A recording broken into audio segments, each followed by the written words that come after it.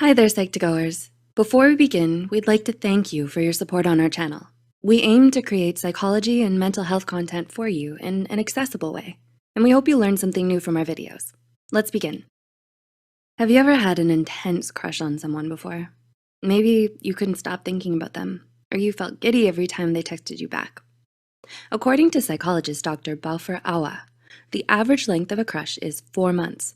But these feelings of infatuation can last anywhere from a few hours to a few years. If your crush lasts longer than a couple of years, it may be a sign of limerence, a term used to describe an addiction to the feeling of being in love. But limerence is rare. Only 5 to 10% of the US population will ever experience it.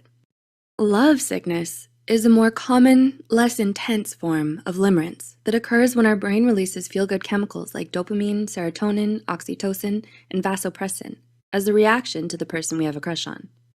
So, are you suffering from love sickness? Here are 6 signs you're lovesick. 1. You fantasize about them. Do you make up detailed scenarios about your crush in your head? If you often find yourself daydreaming about them or having imaginary conversations with them, this may be a sign of love sickness. When you're infatuated with someone, there's a level of uncertainty surrounding them that makes you giddy and excited. Imagining a chance encounter with your crush or a future with them is one way of processing your feelings. But if these daydreams persist and interfere with your productivity, you may be dealing with love sickness rather than a simple crush. 2. You idealize them. According to the American Psychological Association, idealization is exaggerating someone's positive traits without seeing or acknowledging their negative ones. When you're lovesick over someone, it can be easy to imagine them in a perfect light because you feel good around them. When this happens, you might not notice or might ignore your crush's flaws, even if your friends point their flaws out. So if you find yourself talking and thinking only positive things about your crush, even if you know deep down that they're not perfect, you're still in the infatuation phase. If these feelings persist, it could turn into love sickness. 3. You can't stop thinking about them. It's normal to have your crush on your mind, especially when you first realize your feelings for them. But if you can't get them out of your head, even when you really need to focus on other things, you may be experiencing love sickness. Albert Walken, a psychologist and professor at Sacred Heart University, compares brain processes of those experiencing limerence to those in people with OCD. Because love sickness is not as extreme as limerence, if you're dealing with love sickness, you might still have repeated, intrusive, or distracting thoughts about your crush that may interfere with your daily routine, but you can usually overcome them with effort. 4. You read into everything they do. Do you reread every text your crush sends you, looking for a hidden meaning? Do you catch yourself paying closer attention to the slight changes in their tone of voice, rather than what they're actually saying?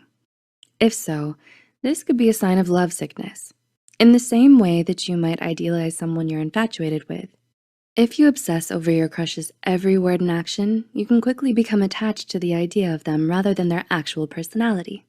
If your crush is sending you mixed signals, or you don't know them well enough to read them yet, you may feel especially giddy or on edge, riding the roller coaster of happiness and disappointment, which is a symptom of love sickness.